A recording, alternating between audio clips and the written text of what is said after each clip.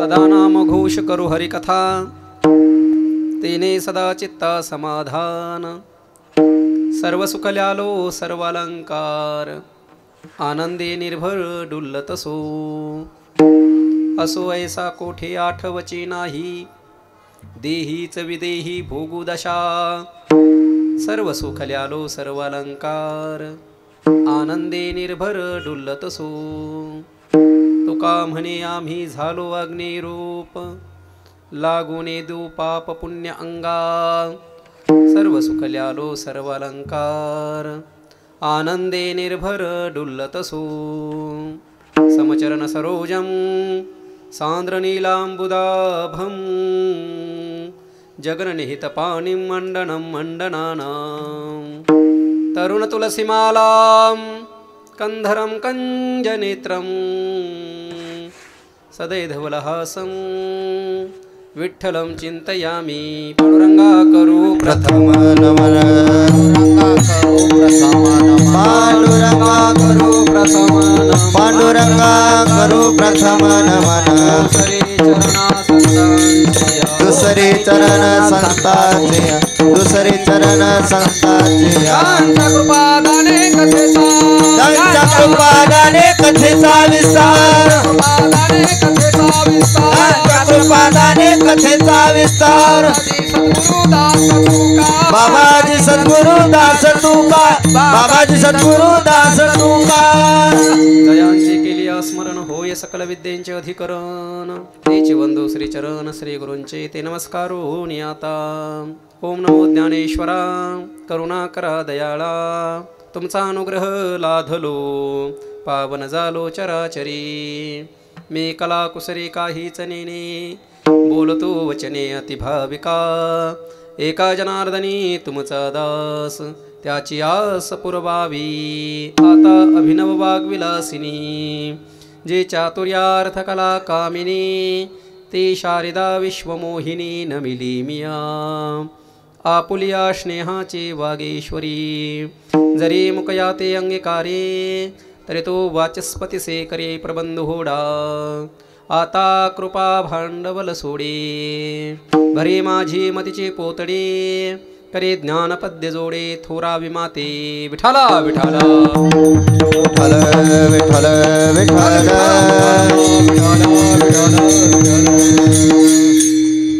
सदा नाम घोष करू हरिकथा, तेने सदा चित्ता समाधान. सर्व सुख ल्यालो सर्व अलंकार, आनंदे निर्भर डुल्लत सो.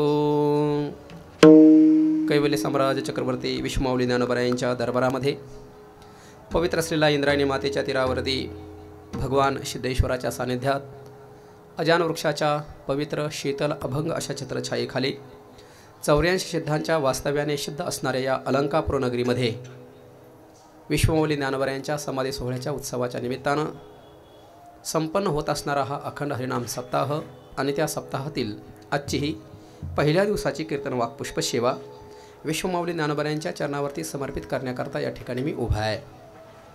विश्वमाऊली ज्ञानोबा यांच्या समाधी सोहळ्याच्या निमित्तानं खूप दूरून प्रवास करत करत तुम्ही या ठिकाणी आलेला आहात. विश्वमाऊली ज्ञानोबाच्या समाधी सोहळ्याकरता तुम्ही आम्ही येतो याच्यात नवल नाही, तर माऊलीच्या समाधी सोहळ्याकरता ऋषी साधू संत महंत किन्नर अप्सरा देव गंधर्व किंबहुना दृश्य अदृश्य कोटीतील जेवढे काही महापुरुष आहेत ते सगळे आळंदीला येतात. आणि जे आळंदीच्या तीर्थयात्रेला माऊलीच्या समाधी सोहळ्याला येतात ते पांडुरंग परमात्म्याला फारच आवडतात. थोडा विको कमी करा. नामदेव महाराजांनी वर्णन केलं आहे, यात्रे अलंकापुरा येते ते आवडते विठ्ठला, असं वर्णन केलं आहे. जे आळंदीच्या माऊलीच्या समाधी सोहळ्याला येतात ते पांडुरंग परमात्म्याला ते जीवापेक्षाही जास्त आवडतात, किंबहुना रुक्मिणीपेक्षाही जास्त आवडतात. म्हणजे जोपर्यंत तुम्ही आता आळंदीत आहात तोपर्यंत रुक्मिणीपेक्षाही जास्त देव तुम्हाला जीव लावणार आहे. असं हे आळंदी तीर्थक्षेत्र आहे. ज्ञानोबाच्या समाधी सोहळ्याचा विशेष महत्त्व आहे, आनंद आहे. आणि समाधी सोहळ्याचं काय महत्त्व आहे पुढे तुम्ही समाधी सोहळ्याच्या कीर्तनामध्ये श्रवण करणार आहात. परंतु वारकरी संप्रदायाचा असा नियम आहे की सप्ताहाच्या प्रारंभाच्या दिवशी पहिल्या दिवशी नामपर अभंग घेतला जावा, असा एक नियम आहे. ते काय कुठे लिहिलेलं नाही आहे, परंतु आतापर्यंत आपल्या वारकरी संप्रदायामध्ये जे काही दिग्गज महापुरुष होऊन गेले इथून पाठीमागं मोठमोठे महात्मे लोक, त्याने असा नियम घालून दिला बुवा की सप्ताहाच्या पहिल्या दिवशी कीर्तनकाराने नामाचं महत्त्व लोकांना सांगितलं पाहिजे, नामपर अभंग घेतला पाहिजे आणि नामाचं महत्त्व लोकांना सांगितलं पाहिजे. त्या न्यायाला अनुसरून आज आपल्यासमोर कीर्तनाकरता जो अभंग घेतलेला आहे हा जगद्गुरू तुकोबरायांचा आहे. आणि या अभंगाच्या माध्यमातून जगद्गुरू तुकोबराय म्हणतात, माझ्या जीवनामध्ये मी फक्त दोनच साधना करणार आहे. कोणता आहे? सदा नाम घोष. नामाचा घोष आम्ही करू. म्हणजे काय करू? नामस्मरण करू. कधी करू? सदा असा शब्द वापरला. सदा म्हणजे काय? सदा म्हणजे नेहमी. काळवेळ नाम उच्चारिता नाही. रात्र दिवस जेव्हा आम्हाला स्मरण होईल तेव्हा जगद्गुरू तुकोबराय म्हणतात आम्ही त्या परमात्म्याचं नामस्मरण करू. सदा नाम घोष. अजून काय करणार महाराज? करू काय? हरिकथा, भगवंताची कथा करू. आम्ही भागवत कथा करू किंवा रामायण कथा करू किंवा अनेक जे काही ग्रंथ असतील त्या ग्रंथाचं चिंतन आम्ही करू. बाकी दुसरं काही करणार नाही. करायचं झालं तर एक तर नामस्मरण करणार आणि करायचं झालं तर भगवंताची कथा करणार. दोनच साधना करणार. जगद्गुरू तुकोबरायला प्रश्न विचारला, महाराज तुम्ही हरिकथा करू असं म्हणता, ठीक आहे. तुम्ही नामस्मरण करू असं म्हणता, ठीक आहे. पण महाराज हे नामस्मरण केल्याच्या नंतर आणि भगवंताची कथा केल्याच्या नंतर काय मिळतं हो? शेतामध्ये कापूस शेचल्याच्या नंतर 15 रुपये किलो मिळतात. तुमच्याकडे किती किलो आहे काय मला माहिती नाही. पण आत्ता मी परळीला गेलो होतो, तिथं मला त्या लोकांनी सांगितलं नुसता कापूस काढायला 15 रुपये किलो आहे. शेतकऱ्यांनी काय माती घ्यायची का? मग विठाला विठाला प्रश्न असा उत्पन्न होतो, शेतामध्ये काम केल्याच्या नंतर काहीतरी मिळतं. तसं नामस्मरण आणि हरिकथा केल्याच्या नंतर महाराज काय मिळणार सांगा ना? महाराज म्हणतात आम्ही हरिकथा आणि नामस्मरण केल्यामुळे तेने सदा चित्ता समाधान.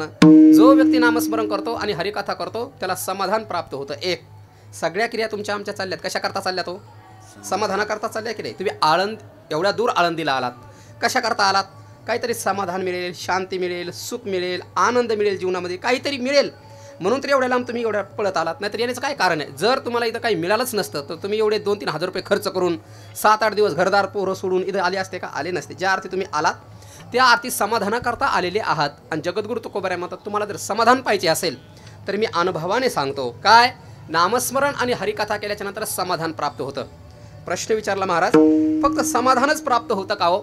महाराजांनी दुसऱ्या चरणामध्ये सांगितलं जो हरिकथा आणि नामस्मरण करतो त्याला समाधान तर प्राप्त होतं, पण दुसऱ्या चरणामध्ये सांगतात सर्व सुख ल्यालो. ल्यालो हा शब्द कसा आहे माहिती आहे का? आपल्या तुमच्या विदर्भात काय म्हणतात मला माहिती नाही, पण इकडं कोल्हापूरकडे किंवा सोलापूरकडे पंढरपूर साईडला तुम्ही गेलात तर ते काय म्हणतात माहिती आहे का? आम्ही शर्ट लेलं. शर्ट म्हणजे आंगडं. शर्ट लेलं, टोपी लेली, कपडे लेले. लेले म्हणजे घातले असा अर्थ होतो. आणि या अभंगात शब्द काय वापरलाय? सर्व सुख ल्यालो. म्हणजे आम्ही आमच्या जीवनामध्ये सर्व सुखाला धारण केलं.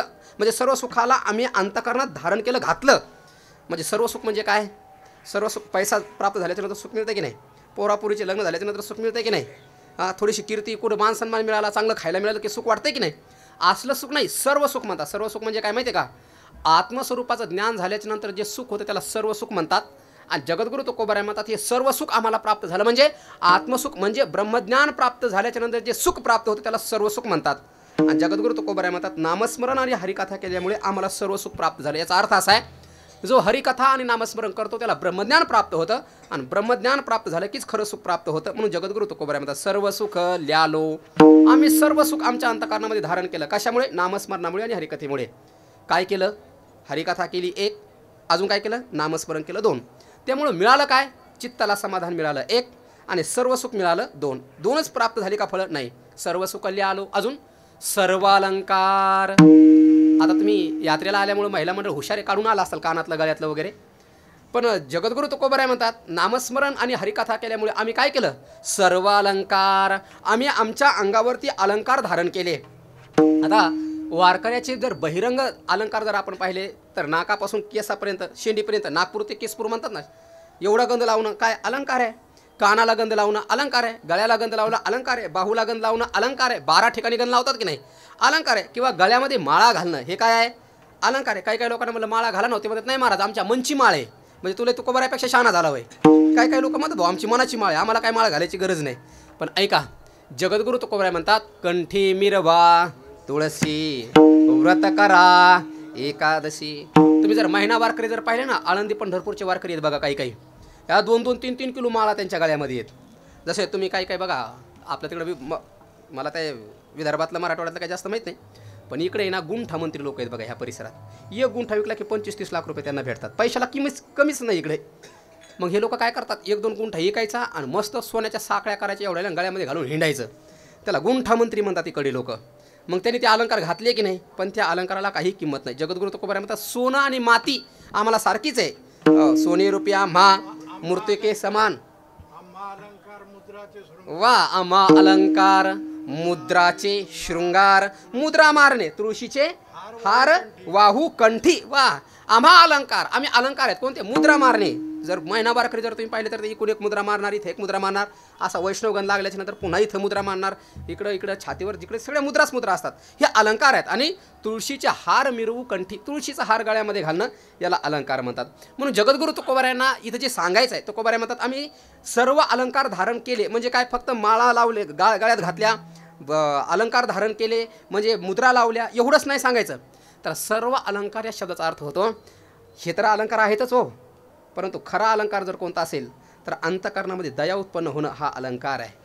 अंतःकरणामध्ये शांती उत्पन्न होणं हा अलंकार आहे. धन्य ते संसारी दयावंत जे अंतरे. महाराजांनी वर्णन केलं की नाही, अंतःकरणामध्ये दया असणं ही खरी शांती आहे, ही खरा अलंकार आहे. श्रीमद भगवद्गीतेच्या 10व्या अध्यायामध्ये भगवंतांनी विभूती सांगितल्यात. बघा नीट ऐका बरं का चांगलं. 75 विभूती सांगितल्यात. म्हणून त्या अध्यायाचं नावच काय आहे? विभूती योग. 10व्या अध्यायाला विभूती म्हणतात. 75 विभूती सांगितल्या.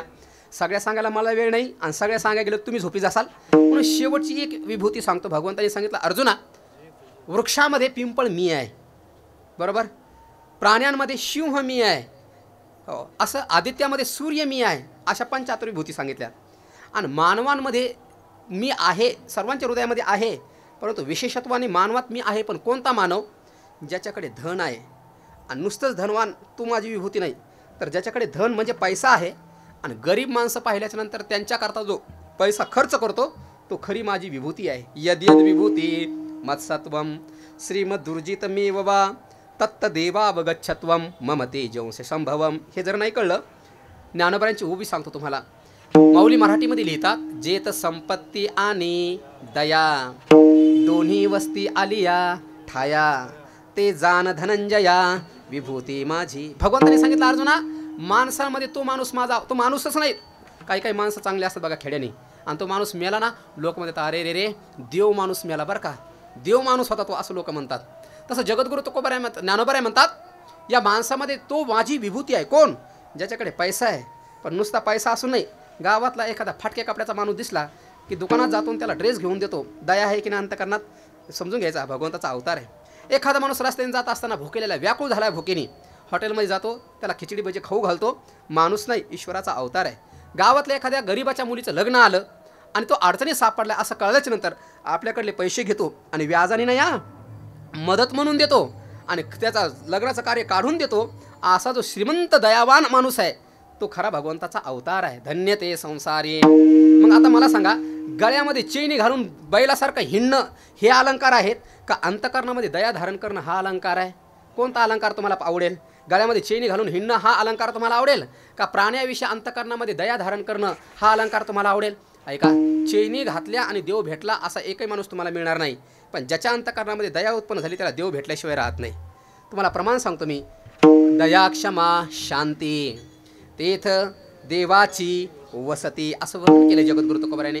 ज्याच्या अंतःकरणामध्ये दया आहे, ज्याच्या अंतःकरणामध्ये शांती आहे, ज्याच्या अंतःकरणामध्ये क्षमा आहे, भगवान जगद्गुरु तुकोबाराय सांगतात त्या व्यक्तीपाशी परमात्मा राहत असतो.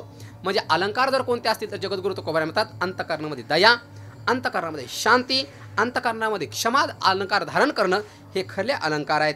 आणि हे अलंकार कुणालाही धारण करता येत नाहीत. जो नामस्मरण करतो, जो हरिकथा करतो, त्याच्या जीवनात त्याच्या अंतःकरणात हे अलंकार सहज येतात. विठाला विठाला किती फळ प्राप्त झाले नामस्मरण आणि हरिकथा केल्यामुळे? चित्ताला समाधान मिळालं, एक. दुसरं, सर्व सुख म्हणजे ब्रह्मसुख प्राप्त झालं, दोन. तिसरं, अलंकार धारण केले, तीन. सर्व सुख लिहालो, सर्व अलंकार. आणि चौथं फळ जगद्गुरु तुकोबाराय सांगतात, आनंदे निर्भर डुल्लत असो. भजनामध्ये काही लोक डुलतात बघा, काही केवळ फक्त तालात स्वरात म्हणायला लागलं की डुलतात. पण काही महापुरुष जे असं असतात, लुब्धलिनादी लागले समाधी मूढजन नर नारी लोकारे. काही काही महापुरुष असे असतात, डोंगरामध्ये जातात, तिथं टाळ नसतो, तिथं मृदुंग नसतो, काय नाही, परंतु काय करतात माहिती का, दगडाची टाळ करायचे आणि त्याच्यावरती भजन करत बसायचं. जगद्गुरु तुकोबाराय भंडारा भामचंद्र गोराया डोंगरावरती भजना करता गेले. तिथं काय मृदुंग घेऊन जात होते का? तिथं काय त्यांच्याकडे टाळ होते का? नाही. मग दगड घ्यायचा, एका वेळी खाणायचा आणि त्याच स्वरामध्ये गायचं. पण जगद्गुरु तुकोबाराय म्हणतात, असं भजन आम्ही करायला लागलो की आनंदे, भजन करत असताना आनंदाने, निर्भय किंवा निर्भर असा दोन्ही पाठ आहे. निर्भय म्हणजे जो भजन करतो तो व्यक्तीला निर्भयता, म्हणजे त्याला भीती राहत नाही. या जगामध्ये कितीही माणूस धट असू द्या, पण तो कोणाच्या बापाला जरी नाही घाबरला तर यमाला घाबरतो की नाही? यमाचा ठोका ज्या वेळेला पडतो, म्हणजे मृत्यू ज्या वेळेला येतो, यम नेण्याकरता येतो, त्यावेळेला कितीही बलवान व्यक्ती असू द्या, तो रडतो की नाही? मृत्यूला प्रत्येकजण घाबरतात. पण जगद्गुरु तुकोबाराय म्हणतात, जे नामस्मरण करतात, जगद्गुरु तुकोबाराय म्हणतात, जे कथेचं श्रवण करतात त्या व्यक्तीला घाबरण्याची गरज नाही. हो, जगा काळ खाय आम्ही माथा दिला. जगद्गुरु तुकोबाराय म्हणतात, अख्ख्या जगाला काळाने खाऊन टाकलं, पण आम्ही नामस्मरण केल्यामुळे, आम्ही हरिकथा केल्यामुळे आम्ही काळाच्या माथावरती पाय दिला आणि आम्ही सदैव वैकुंठाला गेलो. कडेच्या काळा माझी अद्भुत वर्तले, मानव देह घेऊन निजधामा गेले. तुम्ही मानव देह घेऊन जया पूजिले आदरे, पांडुरंगे विमानस्त केले प्रयाण प्रसंगे. तनो मानवी दिव्य रूपीच केले, न त्यागितीये दिव्य लोकासी नेले. जगद्गुरु निळोबारायाने वर्णन केलं, या कलियुगामध्ये एक अद्भुत घटना घडली. म्हणले कोणती? देहाला न सोडता सुद्धा विमानामध्ये बसून जगद्गुरु तुकोबाराय सदैव वैकुंठाला गेले. एवढी शक्ती त्यांच्याकडे प्राप्त झाली. कशा करता? कोणत्या बळावरती? केवळ फक्त हरिकथा आणि नामस्मरण केल्यामुळे जगद्गुरु तुकोबाराय म्हणतात, आम्हाला वैकुंठाची प्राप्ती झाली. म्हणजे किती फळ प्राप्त झाले? आम्हाला समाधान प्राप्त झालं. 1. ब्रह्मसुख प्राप्त झालं. 2. सगळे अलंकार आम्हाला प्राप्त झाले. 3. आनंदाने त्या भजनामध्ये आम्ही डुलायला लागलो. 4. आणि निर्भयता प्राप्त झाली. 5. सर्व सुकल्यालो सर्व अलंकार आनंदे निर्भय डुल्लत असो. 5 फळं सांगितले. फक्त 5 सांगितले का? 3ऱ्या चरणामध्ये परत जगद्गुरु तुकोबाराय सांगतात, या नामस्मरणामुळे आम्हाला अशी अवस्था प्राप्त झाली, असो ऐसा कोठे आठवची नाही. आता तुम्ही आनंदीला आलात, खरं सांगा, पण तुम्ही बसलात कीर्तनात, पण तुमचे मन गेलं असेल घरी, नातू जेवलाय का नाही, घरच्याचं काय चाललं असेल, लाईट आली का गेली, देहाने इथं बसले पण मनाने कुठे आहे? घरी आहात. आणि शास्त्रामध्ये असं वर्णन केलंय, माणसाचा देह कुठे आहे याला काही किंमत नाही, माणूस मनाने कुठे आहे याला किंमत आहे. विठाला विठाला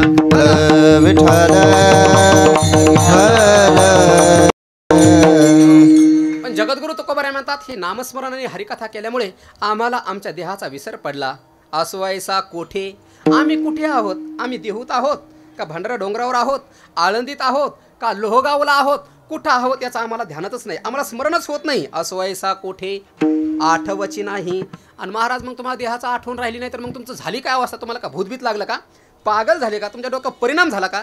ज्या लोकांच्या डोक्यावर परिणाम झालेला असतो त्यांना तरी माहीत असतं का आपल्या अंगावर कपडे आहेत किंवा नाही, आपण आळंदीत आहोत का कुठे आहोत, काही माहिती नसतं त्यांना. तसं महाराज, तुमच्या डोक्यावर परिणाम झाला का? महाराज म्हणले, तसं नाही बाबा, देहामध्ये आम्हाला देहाची आठवण राहिली नाही याचा अर्थ असा आहे, आम्हाला जीवनमुक्त अवस्था प्राप्त झालेली आहे. देहीच विदेही भोगू दशा.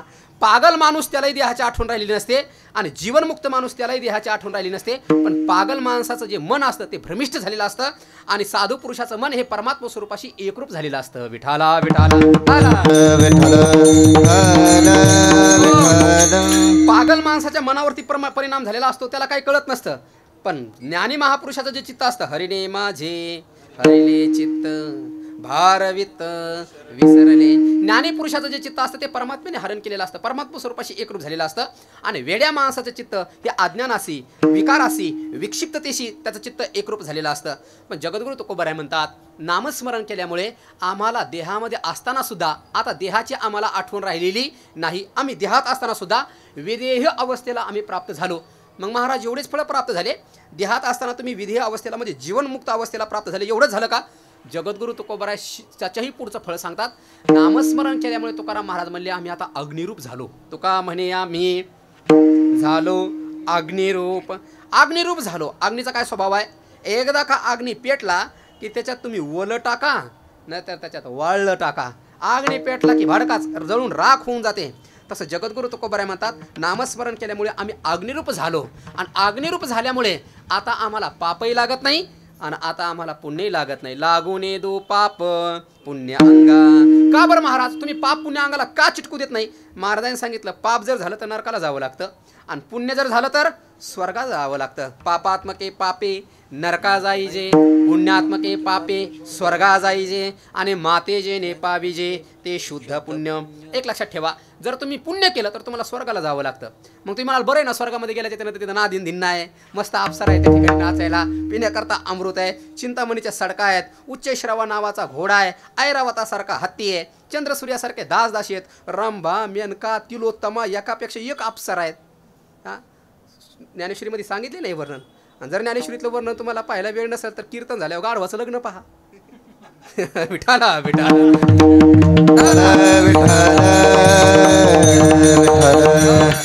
कशा करता सांगतो, पुण्य जर तुम्ही केलं तर तुम्हाला स्वर्गाला जावं लागेल. पण स्वर्गात किती दिवस थांबणार तुम्ही? महिना, 2 महिने, 3 महिने, 4 महिने.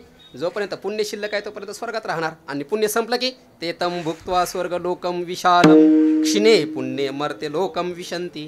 ज्ञानोबरायांनी वर्णन केलं, एखादी वेश्या, हे उदाहरण तुम्हाला कळेल जरा, असे उदाहरण खेड्याच्या लोकांना जरा लवकर कळतात. एखादी वेश्या आहे आणि ती वेश्या श्रीमंत माणसाला आपल्या घरामध्ये कुठपर्यंत येऊ देते? जोपर्यंत त्याच्याकडे पैसा आहे तोपर्यंत. आणि पैसा संपला की ती वेश्या त्याच्या कंबरडात लाद घालते आणि हाकलून देते. घरात येऊ देत नाही ती त्याला. पण अगोदर तर मग त्याच्या फार सत्कार केला, त्याच्या पुढं पुढं करत होती. का? ती त्याच्या पुढं करत नव्हती रे बाबा, त्याच्याकडे असणाऱ्या धनाच्या पुढं पुढं ती करत होती. धन गेलं कुत्र त्याला विचारत नाही. ज्ञानोबा उदाहरण देतात, ती वेश्या त्या माणसाला जोपर्यंत धन आहे तोपर्यंत घरात घेत होती आणि धन संपलं की त्याला घरामध्ये घेत नाही.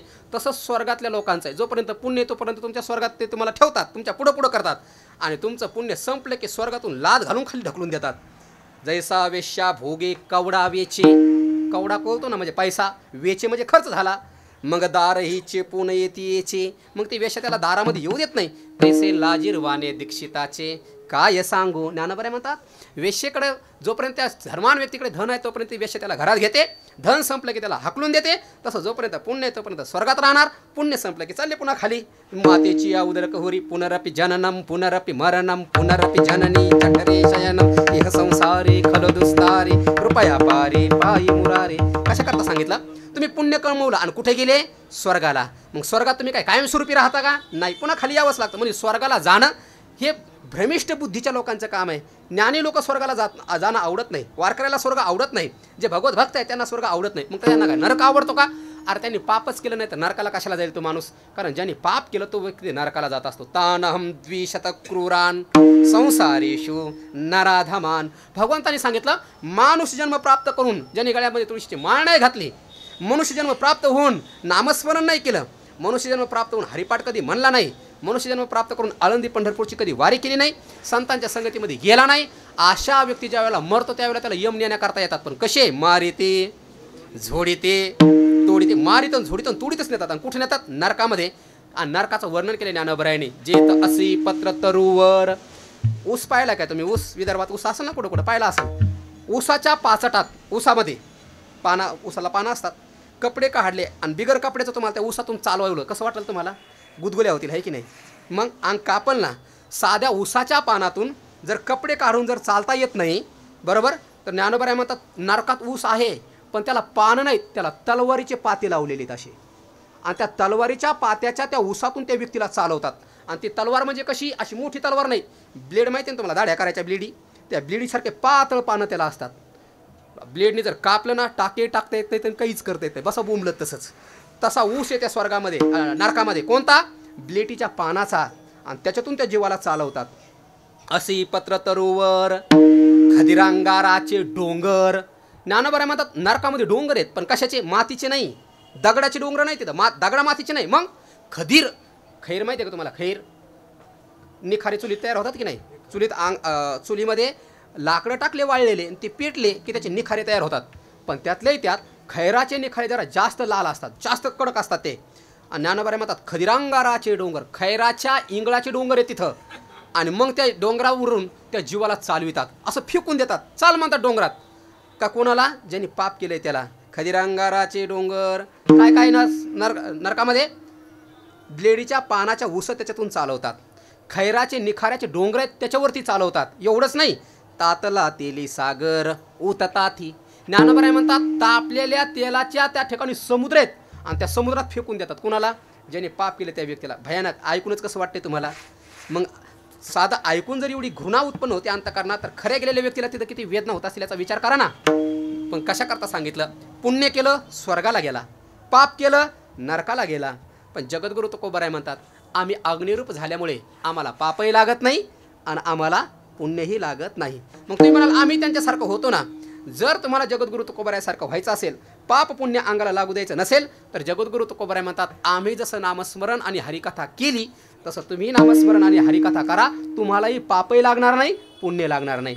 पाप लागलं नाही म्हणून नरकाला जायची गरज नाही आणि पुण्य लागलं नाही म्हणून स्वर्गाला जायची गरज नाही. मग पाप पुण्य संपलं, गुरुची प्राप्ती होते. ऐसे कर्म साम्य दशा जेत होय विरेशा तेत श्री गुरु आपैसा भेटेची गा. आणि गुरुची प्राप्ती झाल्याच्या नंतर श्री गुरु सारिखा असता पाठी राखा, इतरांचा लेखा कोण करी, राजयाची कांता काय भीक मागे, मनाची आजोजे सिद्धी पावे. पाप पुण्य समान झालं की संपलं की गुरुची प्राप्ती होते. गुरु ज्ञान देतात आणि ज्ञान प्राप्त झाल्याच्या नंतर व्यक्ती जीवनमुक्त प्राप्त होतो. एवढी मोठी अवस्था जगामध्ये कशामुळे प्राप्त झाली?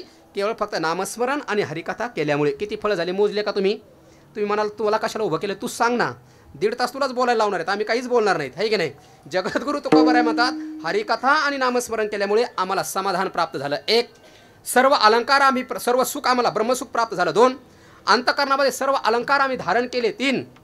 सर्व सुख लिहालं, सर्व अलंकार, आनंद आम्हाला आनंद प्राप्त झाला. 4.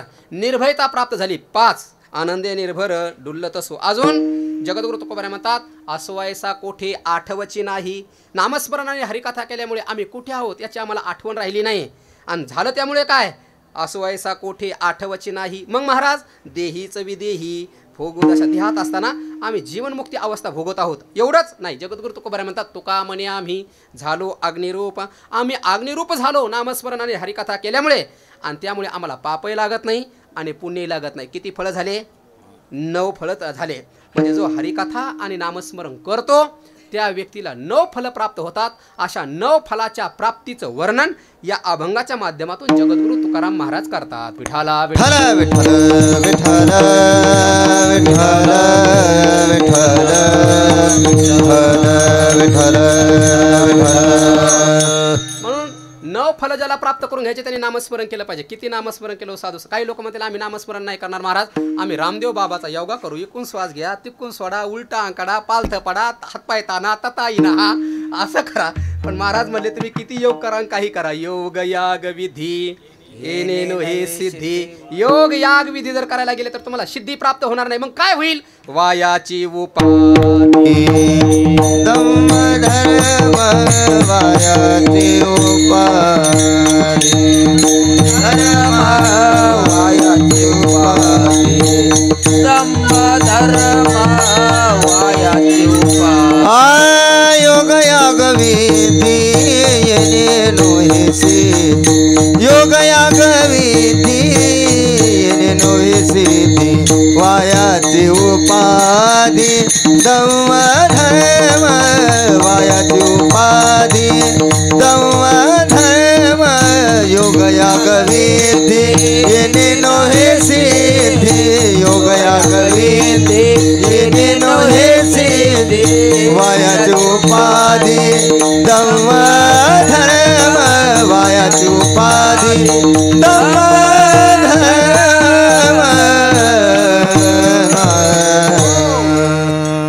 विश्वमाऊली ज्ञानोबारांनी हरिपाठामध्ये स्पष्ट सांगून ठेवले, बाबा तुम्ही जर योग करायला गेले, याग म्हणजे यज्ञ करायला गेले, तर योग करून आणि यज्ञ करून तुम्हाला सिद्धी प्राप्त होणार नाही, ही दंभ होईल. हे आणि काही तुमच्या पदरामध्ये पडणार नाही, केवळ फक्त श्रम आणि दुःखच तुमच्या पदरामध्ये पडेल. म्हणून तुम्हाला जर समाधान पाहिजे असेल, एक लक्षात ठेवा, जोपर्यंत माणसाला समाधान प्राप्त होत नाही ना, तोपर्यंतच माणसाला जीवनामध्ये दुःख असतं. आणि एकदा का समाधान प्राप्त झालं की त्याला जीवनामध्ये सुखाला कमीच नाही. ज्ञानोबारांची उभी सांगतो तुम्हाला. ज्ञानोबा ज्ञानेश्वरीमध्ये लिहितात, देखा संतोष एक जब न जोडे, तवचे सुखाचे सैंग साकडे, मग जोडली या कवनेकडे आपुरे असे. माऊली म्हणले, जोपर्यंत तुम्हाला संतोष प्राप्त होत नाही, संतोष म्हणजे संतोष, एखादी बाई असेल तर त्याच्या नवऱ्याचं नाव संतोष असेल. संतोष म्हणजे नावाचा नवरा किंवा माणूस किंवा पोरगा नाही. संतोष ही एक अंतःकरणाची वृत्ती आहे. आणि संतोष प्राप्त झाला की माणसाला सुख प्राप्त होतं. पैसा प्राप्त झाला आणि सुख प्राप्त झालं असा एक तरी माणूस पाहिला. जर पैसा प्राप्त झालेल्या माणसाला जर सुख प्राप्त झाला असता तर अंबानी जगात 1 नंबर श्रीमंत राहिला असता. परंतु पैसा प्राप्त झाला, समाधान संतोष प्राप्त झाला असा एकही व्यक्ती नाही. संतोष ही एक अनंतकरणाची वृत्ती आहे आणि वृत्ती ज्याला प्राप्त झाली त्याच्या जीवनात कल्याण होतं. आणि ही वृत्ती कुणाला प्राप्त होते माहिती आहे का? ज्यांनी नामस्मरण केलं आणि हरिकथा केली त्याला ही वृत्ती प्राप्त होते. विठाला विठाला. म्हणून जगद्गुरु तुकोबराय म्हणतात, जर तुम्हाला परमात्म्याच्या कृपेने जर समाधान प्राप्त करून घ्यायचं असेल, नाहीतरी सगळी धावपळ कशा करता चालली आहे? समाधानाकरता चालली. सगळी धावपळ कशा करता चालली? संतोषाकरताच. आता मी कीर्तन उभं राहिलो कशा करता?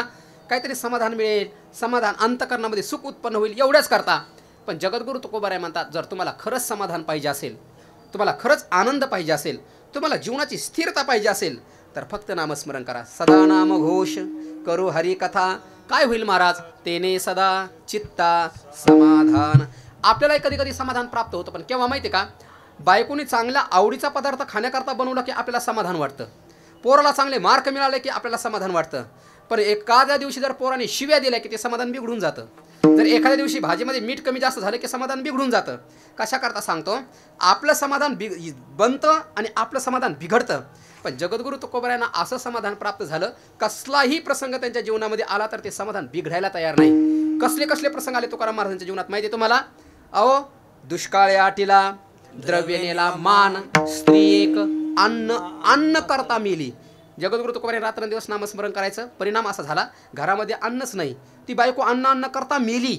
स्वतःची बायको मेली तरी जगद्गुरु तुकोबराय म्हणतात, देवा बरं झालं बाईले बरे झाले देवा निघाले दिवाळे, बरे या दुष्काळे पिढा गेली, बरे या दुष्काळे पिढा गेली. बरे झाले देवा निघाले दिवाळे, बरे या दुष्काळे पिढा गेली, बरे या दुष्काळे पिढा गेली. कीर्तनाला बसलात, एवढ्या लांबून आळंदीला आलात, आणि जर एखाद्याला फोन आला तुमच्या घरी असं दुर्घटना घडली, तुमचं मन कीर्तनात लागेल का? कीर्तन देईल सोडून ते बॅग देईल फेकून तसाच पळलं गावाकडे. कशा करता सांगतोस? स्वतःच्या घरामध्ये थोडं जरी विपरीत प्रसंग घडला तर आपलं भजनामध्ये मन रमत नाही, कीर्तनामध्ये आपलं मन रमत नाही.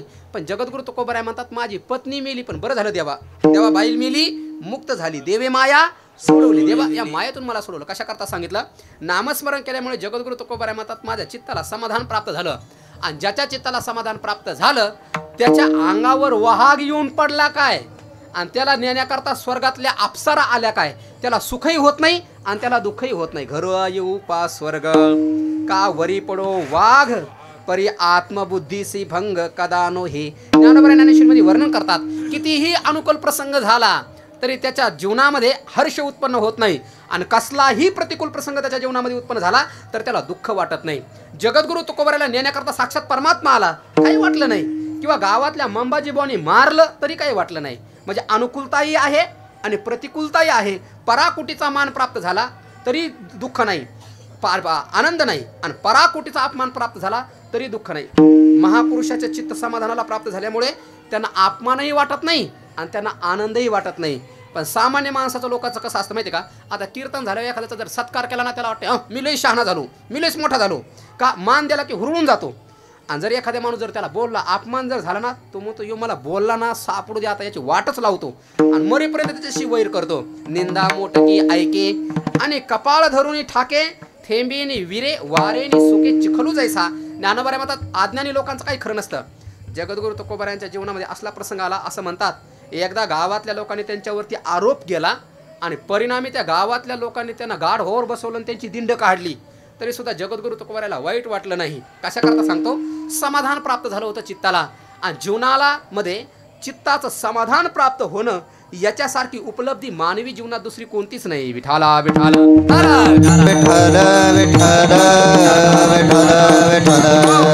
म्हणून जगद्गुरु तुकोबराय तुम्हाला आम्हाला मार्गदर्शन करतात. जर तुम्हाला समाधान पाहिजे असेल बाबा हो, तर सदा नाम घोष, परमात्म्याचं नामस्मरण करा. आणि नामस्मरण केल्याच्या नंतर समाधानच प्राप्त होईल का? महाराज म्हणले नाही, सर्व सुखल्य आलो. तुम्हाला सर्व सुख प्राप्त होईल, म्हणजे तुम्हाला ब्रह्मसुख प्राप्त होईल नामस्मरण केल्याच्या नंतर. मग सुख कशाला म्हणतात? नवरा बायकोच्या संगनामातून झालेलं जे सुख त्याला सुख नाही म्हणलं शास्त्रामध्ये. विषयाच्या उपभोगाच्या नंतर जे सुख प्राप्त होतं त्याला सुख म्हणलं नाही शास्त्रामध्ये. जीवात्मा परमात्मा रूप होऊन जाणं याला सुख म्हटलेलं आहे. आणि जीवात्मा परमात्मा स्वरूपाशी एकरूप झाला नाही तर ही अवस्था जी आहे द्वैताची, त्यालाच दुःख म्हटलेलं आहे. ओव्या सांगतो तुम्हाला कळतात का? पहा, ज्ञानोबराय म्हणतात किंबहुना सोय जीव आत्मयाची लाहे तेथे जे होय तया नाम सुख आणि ऐसी ही अवस्था न जोडता पार्था जे जिजे तेचे सर्वथा दुःख जाणे. जीवात्मा परमात्मा स्वरूपाशी एकरूप होऊन जाणं याला सुख म्हणतात आणि जीवात्मा परमात्मा स्वरूपाशी एकरूप न होता परमात्म्यापासून त्याने भिन्न राहणं हे त्याच्या जीवनामध्ये दुःख आहे. आणि जीवात्म्याला परमात्मा स्वरूपाशी एकरूप होऊन जर सुख प्राप्त करून घ्यायचं असेल तर सदा नाम घोष करू हरी कथा परिणाम तेने सदा चित्ता समाधान. अजून काय सर्व सुख ल्यालो.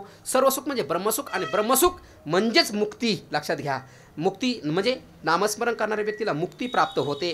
कीर्तन झाल्यावर तुम्हाला कधी कधी नुक्ती खायला मिळत असेल तेवढ्यावरच तुम्ही समाधान मानणारे लोक आहात. मुक्तीची छटासुद्धा तुम्हाला प्राप्त नाही. पण लक्षात घ्या मुक्ती कुणाला प्राप्त होते.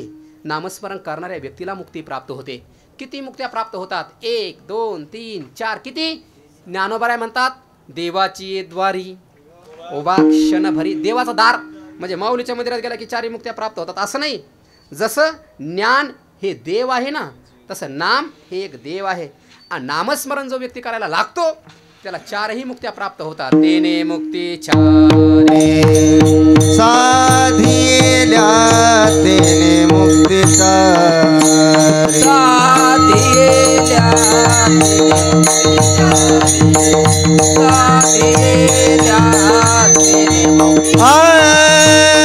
देवाची द्वारी उभा क्षण भरी तेने मुक्ती 4 साधिल्या तेने मुक्ती 4 साधिल्या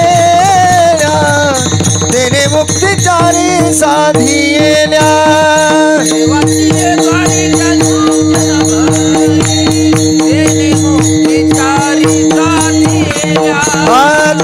मुक्ती 4 साधिल्या तेने मुक्ती 4 साधिल्या. हरिपाठ पाठ असेल ना तुमच्या हरिपाठाचा तर अर्थ कळत असेल ना कमीत कमी. काय म्हणले ज्ञानोबराय देवाची द्वारी उभा रात्रभरी. मग एक क्षणभर देवाच्या दारात उभा राहायला काय प्राप्त झालं. तेने मुक्ती किती मुक्त्या 4ही त्याला मुक्त्या प्राप्त होतात. पण तुम्हाला माहिती आहे का मुक्ती करता काय करावं लागतं. ते मुक्तीचे 4 प्रकार आहेत. सलोकता समीपता स्वरूपता आणि सायुज्यता. या मुक्त्या प्राप्त करायला तुम्हाला काय करावं लागतं माहिती आहे. त्याकरता विवेक अंतकरणामध्ये धारण करावं लागतो. त्याकरता वैराग्य प्राप्त करावं लागतं. त्याकरता समाधी षटक धारण करावे लागतात. त्याकरता मुमुक्षुता प्राप्त करावी लागते. विवेक वैराग्य समाधी षटक आणि मुमुक्षुत्व हे धारण करून गुरुच्या सहवासामध्ये जावं लागतं. त्यांची सेवा करावी लागते. ते ज्ञानाचा कुरुठा ते सेवा हा दारवंटा. त्या श्रीगुरूच्या सहवासात जायचं त्यांची सेवा करायची. मग ते प्रसन्न झाल्याच्या नंतर मग ते ज्ञान सांगणार आपल्याला. आणि ज्ञान प्राप्त झाल्याच्या नंतर मग त्याला मुक्ती प्राप्त होते. म्हणजे एवढा उद्योग करावा लागतो. काय काय करावं लागतं. विवेक प्राप्त करा वैराग्य धारण करा इंद्रिय निग्रह मनोनिग्रह धारण करा समाधी षटक करा मुमुक्षुत्व अंतकरणामध्ये धारण करा. मायबाप घरदार बायको पोरं सोडा. संतांच्या संगतीमध्ये जा. त्यांची सेवा करा. त्यांच्यासमोर बसून ऐका. आणि हे सगळं केल्याच्या नंतर ज्ञान झालं तर मग तुम्हाला मुक्ती प्राप्त होणार. पण ज्ञानोबराय म्हणतात एवढा सगळा उद्योग तुम्हाला करायची गरजच नाही. तुम्हाला घर सोडायची गरज नाही. तुम्हाला दार सोडायची गरज नाही. तुम्हाला बायको सोडायची गरज नाही. तुम्हाला पोरं सोडायची गरज नाही. तुम्हाला जमीन काही करायची गरज नाही. फक्त नामस्मरण करा. कुठेही करा. ठाईचं बैसोनी करा एक चित्त आणि एकाग्र चित्त करून मस्त तंबाखू चोळा बिड्या फुका याची त्याची निंदा करा नाही. ठाईचं बैसो मला तर आश्चर्य वाटतं बाबा कधी कधी हे लोक आळंदीला येतात तर इथून बिड्या फुकतात. तो एवढी अक्कल नसावी. आपण ज्ञानोबरायच्या गावात पवित्र वातावरणात आलो इथं तरी बिड्या नाही प्यावा. कमीत कमी समाधी सोडायला आला तर इथं तरी तंबाखू नाही ना सोडावं. येता जाता तंबाखू खाणार त्या कोपऱ्यामध्ये थुकणार बघा. अरे घाण करायला आलात का अंतकरणातली घाण सोडायला आलात तुम्ही. विठाला विठाला विठ्ठल विठ्ठल विठ्ठल.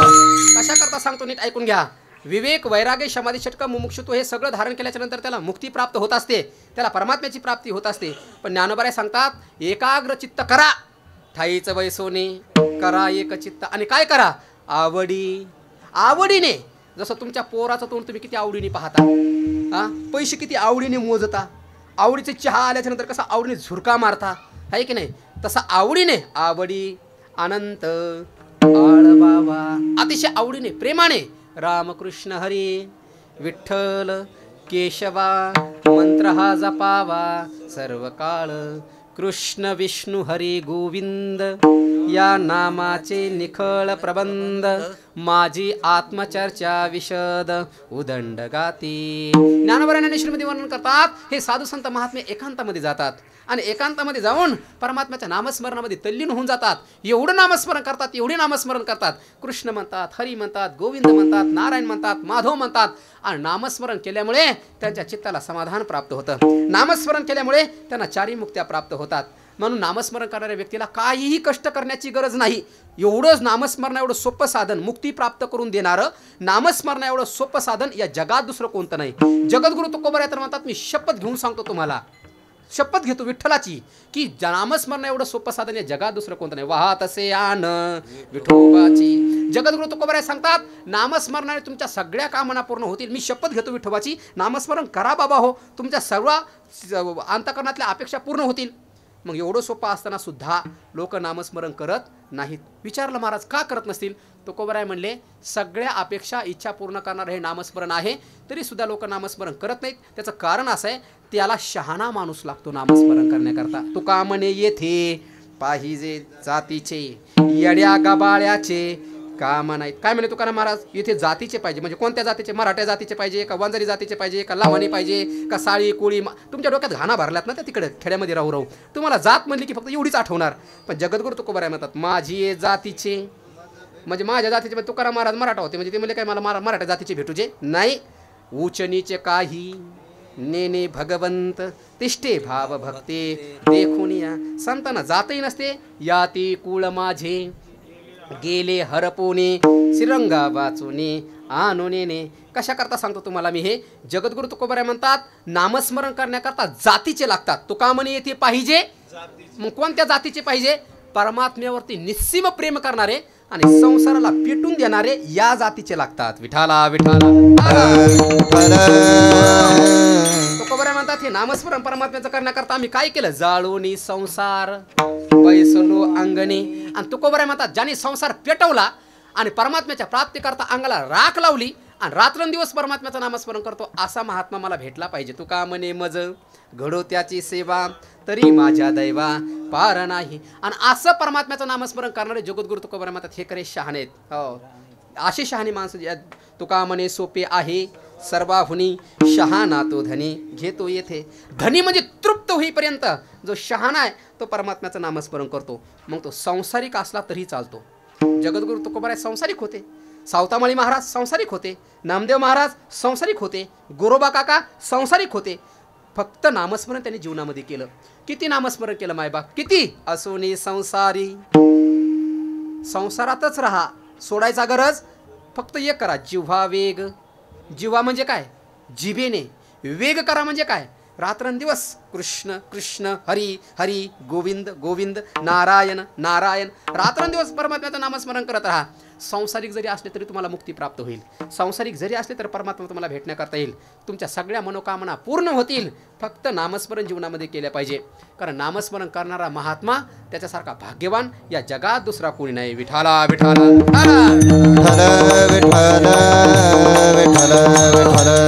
मला सांगा, जगद्गुरु तुकोबराय देवाला नेण्याकरता आले. जगद्गुरु तुकोबराय आळंदीला शिकायला आलते का हरिद्वार काशीला गेले होते शिकायला? नाही. जगद्गुरु तुकोबरायला परमात्मा भेट देण्याकरता डोंगरावरती आले. कुठे गेले होते तुकोबराय? कुठेच नाही. फक्त काय केलं त्यांनी? फक्त परमात्म्याचं नामस्मरण केलं. मोडून या वाटा सूक्ष्म दुस्तर केला राज्यभार झाले ऐसा. जगद्गुरु तुकोबराय म्हणतात, आम्ही सगळ्या वाटा मोडून टाकल्या आणि सगळ्यात सोपं असणारं साधन, धोपट साधन, राजमार्ग असणारा ते नामस्मरण परमात्म्याचं, ते आम्ही आमच्या जीवनामध्ये केलं.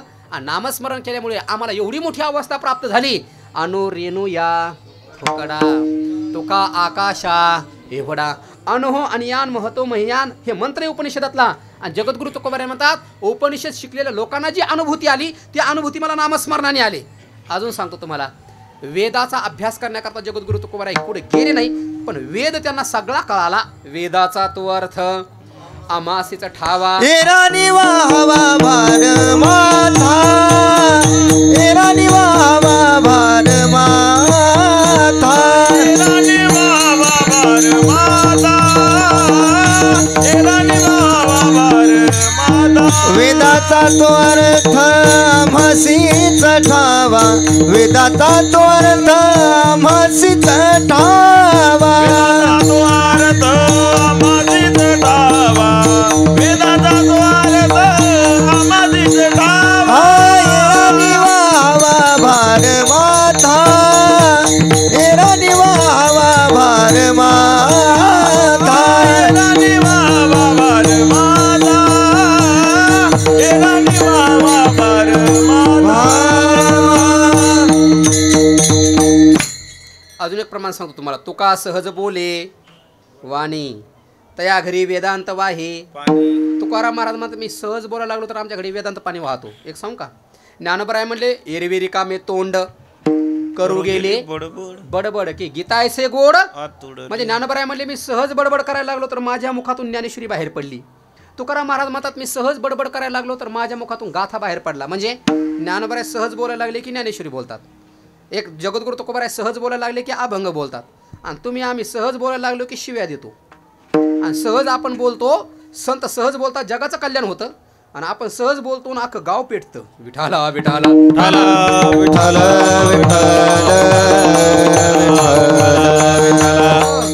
म्हणून जगद्गुरु तुकोबाराय म्हणतात वेदाचा अर्थ मला कळाला. कशामुळे? केवळ फक्त नामस्मरण जीवनामध्ये आम्ही केल्यामुळे. आम्हाला समाधान प्राप्त झालं. कशामुळे? आम्ही नामस्मरण केल्यामुळे. आम्हाला ब्रह्मज्ञान सर्व सुख प्राप्त झालं. कशामुळे? नामस्मरण केल्यामुळे. काही लोक म्हणतील महाराज पण ब्रह्मज्ञान प्राप्त होण्याकरता सर्व सुख प्राप्त होण्याकरता जीवनातले पाप जळाले पाहिजे ना. आणि आम्ही पापाचे डोंगरचे डोंगर उभे केले. तुम्हाला माहिती आहे का आम्ही एखाद्यात काय काय काशी केली ते नको नको तेवढे पाप करून ठेवले. ते पाप जाळायचे कसे?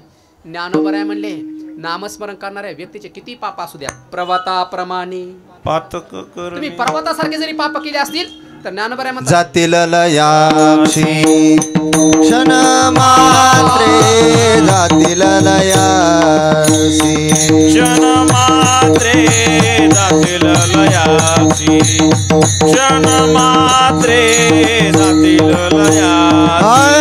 हरी उच्चारणी अनंत पापरासी हरी उच्चारणी अनंत पापरासी उच्चारणे अनंत पापरा रे उच्चारणे अनंत पापरा जातील यासी क्षण मात्रे जातील लयासी क्षण मात्रे जातील लयासी क्षण मात्रे हरिमुखे म्हणा हरिमुखे म्हणा हरिमुखे म्हणा हरिमुखे म्हणा.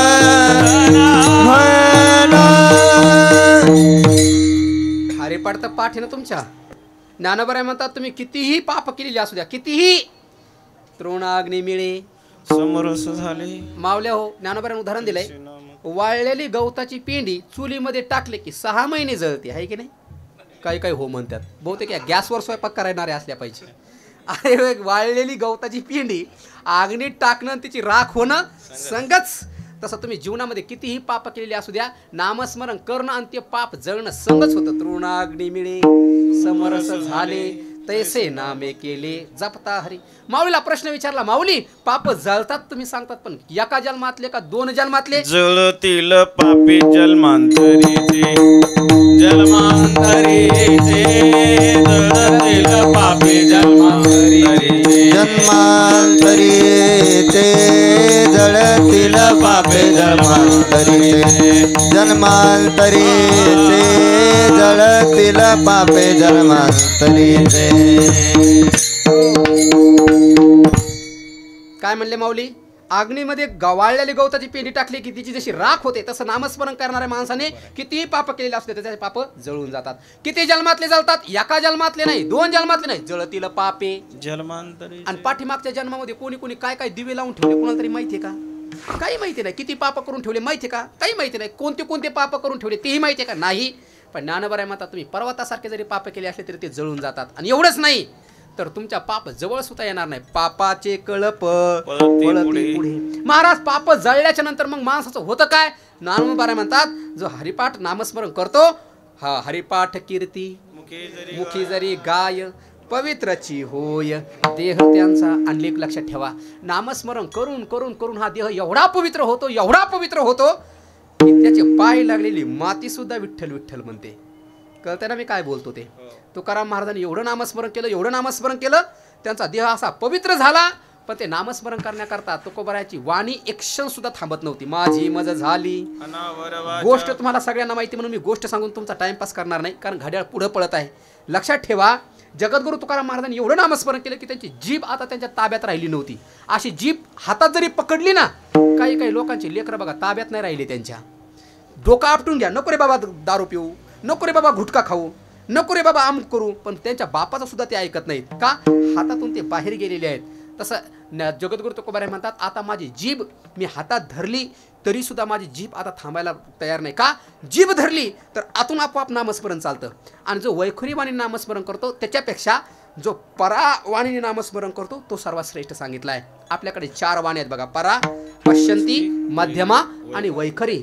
वैखरी वाणीने जो नामस्मरण करतो त्याच्यापेक्षा मध्यमा वाणीने जो नामस्मरण करतो तो श्रेष्ठ आहे. मध्यमा वाणीने जो नामस्मरण करतो त्याच्यापेक्षा पश्यंती वाणीने जो नामस्मरण करतो तो श्रेष्ठ आहे. आणि पश्यंती वाणीने जो नामस्मरण करतो त्याच्यापेक्षा परावाणी, ते नाभीच्या ठिकाणी राहते, जो इथून नामस्मरण करतो ना तो सगळ्यात श्रेष्ठ सांगितला. हरिबुद्धी जपे तो नर माळ येऊन लोक आल्याच्या नंतर रामकृष्ण हरी रामकृष्ण हरी लोक गेल्याच्या नंतर घोंगड घाऊन झोपणारा असे नाही भेटले. पण जगद्गुरु तुकोबाराय म्हणतात, नामस्मरण करणारा, एकांतामध्ये जाऊन नामस्मरण करणारा तो नर दुर्लभ, वाचेशी सुलभ रामकृष्ण. ज्ञानोबाराय म्हणतात, नामस्मरणासारखं सुलभ साधन या जगामध्ये कोणतं नाही. काय करतं? देहाला पवित्र करतं. काय करतं? पाप जाळतं. काय करतं? 4 मुक्त्या प्राप्त करून देतं. काय करतं? समाधान प्राप्त करून देतं. महाराज केवळ फक्त नामस्मरण करणाऱ्याचाच उद्धार होतो. त्याची आई, त्याचे वडील, मातृ पितृ भ्रात्रा सगोत्र अपार चतुर्भुज नर होऊन ठेले. ज्ञानोबाराय म्हणतात, एखाद्या कुळात पोरगी किंवा पोरगा जर नामस्मरण करायला लागला तर त्याची आई, त्याचे वडील, त्याचे भाऊ किंवा अख्खं कुळ परमात्मा स्वरूपाशी एकरूप होऊन जातं. विठाला विठाला म्हणून देह हिरवी जर पाहिलं तर हा देह अपवित्र आहे. डोळ्यातून काय चांगले पदार्थ बाहेर पडतात का? सकाळी सकाळी पहा बरं कशी दिसते ती डोळे. नाकातून सर्दी झाल्या बासुंदी पिल्यासारखं कोणीतरी काढून वाटीमध्ये पितं का? बिभत्स आहे. या तोंडातून सगळे काय येतं बाहेर? लाळ, बेडके, काय शरीर, कानातून फुटल्याच्या नंतर सगळा पू. कोणता तरी पदार्थ चांगला आहे का या देहामध्ये? एवढा नाशवण असणारं हे अपवित्र असणारा देह पण या देहावरती लोक प्रेम करतात. पण जगद्गुरु तुकोबाराय म्हणतात, एवढा अपवित्र असणारा हा देह, याला जर पवित्र करायचा असेल तर फक्त नामस्मरण करा. एवढं पवित्र केलं जगद्गुरु तुकोबाराय नामस्मरण करू करू आपल्या या देहाला की त्यांचे पाय लागलेली माती सुद्धा विठ्ठल विठ्ठल म्हणत होती. गोष्ट सांगतो म्हणजे तुम्हाला जरा बरं वाटेल. विठाला विठाला विठाला. जगद्गुरु तुकोबाराय एकदा संध्याकाळी जेवायला बसले. जेवायला बसल्याच्या नंतर त्यांची बायको त्यांच्या समोर बसली. काही काही माता मावलेले भाग्यवान असतात, काही काही नवरी भाग्यवान असतात हो, की जेवायला बसल्याच्या नंतर त्यांना बायका वाढतात. नाहीतर एखादी भाग्यवान अशा असतात, त्यांना म्हणलं जेवायला वाढते मग ती घे ना हाताना. तिला म्हणलं अगं भूक लागली ती मग गिळ ना, हाताने घे गिळ ना. अशा बायका भेटण्याकरता लयच पुण्य लागत असेल आहे ना. विठाला विठाला. आमचे कीर्तनकार सांगतात, तुकाराम महाराजाची बायको लयच कर्कशा होती. अरे बाबा ती कर्कशा होती, पण तुकाराम महाराजाला जेव घातल्याशिवाय बिचारी जेवत नव्हती. पतिव्रता मावली. अरे जगद्गुरु तुकोबारायासारखा जगद्गुरु महापुरुष जिला पती म्हणून मिळाला ते काय बायका साधी असेल का? तुकाराम महाराज जेवायला बसले, ती वाढत होती. वाढत असताना जिजाऊ आईसाहेबाच्या डोळ्यात पाणी आलं. जगद्गुरु तुकोबारायांनी पाहिलं आणि विचारलं, का गावले, का रडतेस? नाव काय होतं? जिजाऊ. पण महाराज तिला प्रेमाने काय म्हणायचे? आवले. म्हणजे महाराज आपण आदर्श घेतला पाहिजे त्यांचा, प्रेमाने बोललं पाहिजे. विठाला विठाला. महाराजांनी विचारलं, आवले का ग रडतेस का? त्याला त्यांनी सांगितलं, महाराज तुम्ही कधी भांडारा डोंगरावर जाता, कधी भामचंद्र डोंगरावर जाता, कधी घोरड्यावरती जाता, आणि दीवपासून हे डोंगर काही जवळ नाही आहेत. 7-7, 8-8 किलोमीटरचं अंतर आहे त्यांच्यामध्ये. मी भांडारा डोंगरावरती जाते तुम्हाला शोधायला, तर तुम्ही घोरड्यावर गेलेली असता. तुम्ही घोरड्यावर जाता तर तुम्ही भामचंद्रावर गेलेले असता. सापडत नाहीत महाराज. म्हणजे मला चालून चालून पाय दुखतात म्हणून मी बोलते असं नाही, पण महाराज जोपर्यंत तुम्ही जेवत नाही तोपर्यंत मी जेवत नाही, आणि मी जेवत नाही तोपर्यंत लेकरं जेवत नाहीत. लेकराची उपासमार होते. महाराज कृपा करून जाताना सांगत जा ना कोणत्या डोंगरावरती जाता. त्यावेळेला जगद्गुरु तुकोबाराय सांगितलं, आवले खरं सांगू का, सकाळी एकदा स्नान झालं, देवाचं पूजन झालं, आणि गळ्यामध्ये विणा अडकवला आणि हातात चिपळ्या घेतल्या ना, मी काय कीर्तनकार नाही आज ह्या गावाला लिहायला, उद्या त्या गावाला लिहायला. असो ऐसा कोठे आठवची नाही, देहीच विदेही भोगू दशा. जगद्गुरु तुकोबारायांनी सांगितलं, आवले एकदा कागळ्यात विना घातला, हातात चिपड्या घेतल्या ना, माझे पाय जिकडे नेतील मी तिकडे जातो, मला आठवणच राहत नाही मी कुठे चाललो तो. मग आई साहेबांनी विचारलं, महाराज मग काय उपाशीच मरू द्यायचं का लेकरांना? त्याला जगद्गुरु तुकोबारायांचं अंतकरण कळवळलं लेकरांच्या मधामध्ये घातल्यामुळे. त्यामुळे जगद्गुरु तुकोबारायांनी सांगितलं, जिजे आवले तू लेकरांना मदत घातलं म्हणून तुला सांगतो, नामस्मरणामुळे मला काय प्राप्त झाले पहिल्यांदा जगद्गुरु तुकोबारायांनी सांगितलं. आतापर्यंत नाहीतर खरे जे महात्मे असतात ना, चातुर्य लपवी पुष्कळ विस्तार आहे, पण मला विस्तार करायला वेळ नाही, माझी घड्याळ पुढे पडते. ज्याला काही माती येत नाही ना, ते लोक लय कॉलर टाईट करून फिरत असतात, आणि ज्याला खरं ज्ञान असतं ना, ते लोक नम्र झालेले असतात. एरवी तरी मी मूर्ख. आता ज्ञानोबा मूर्ख आहेत का? अरे जगात ज्ञानियांचे राजे आहेत ते, पण स्वतःला मूर्ख म्हणून घेतात, कारण मोठी माणसं नम्र असतात. आणि ज्यांना माती येत नाही ते दाढ्या वाढू वाढू म्हणतात, झुके का नाही साला, मातीत जाणार ना आलाय का? विठाला विठ्ठल विठ्ठल तुकोबारायांची नम्रता पहा तुम्ही. जगद्गुरु तुकोबाराय म्हणतात, मितवानाथ अपराधी कर्महीन. आता तुकोबाराय मतिमंत कर्महीन आहेत होय, ही नम्रता जगद्गुरु तुकोबारायांची. कशा करता सांगतो ऐका.